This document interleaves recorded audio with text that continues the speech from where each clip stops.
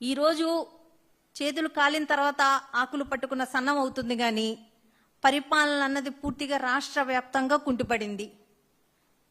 గతంలోన జగన్మోహన్ రెడ్డి గారి పాలనలోన UPH centres 11 కొత్త సెంటర్లు అన్నది విజయవాడ నగరంలో కొత్తగా 11 సెంటర్లు. ఎందుకంటే జీజీహెచ్ హాస్పిటల్స్, గవర్నమెంట్ ఆసుపత్రులు, ఓల్డ్ జీజీహెచ్ కానీ న్యూ జీజీహెచ్ కానీ దూరభారంగా ఉంటుంది.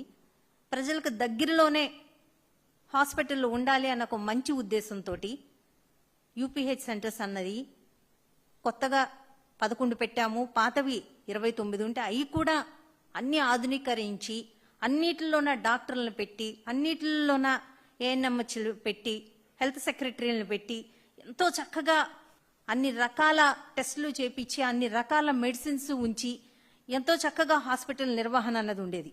కానీ ఈరోజు పూర్తిగా విజయవాడ నగరంలోన యూపీహెచ్ సెంటర్స్ మాత్రం నిర్వీర్యమైనాయి. ఈరోజు అందులో డాక్టర్లు కరువైనారు, ఏఎన్ఎంలు కరువైనారు, మెడిసిన్స్ కరువైనాయి. ఆ యూపీహెచ్ సెంటర్స్ నుంచి ఉన్న మెడిసిన్సే నిన్న ఆ శిబిరాల దగ్గరికి తరలించారు. అందులోన కాలం చెల్లిన మెడిసిన్స్ ఉన్నాయి. అయ్యే మెడిసిన్స్ ప్రజలకు అక్కడ ఇవ్వటం జరుగుతుంది.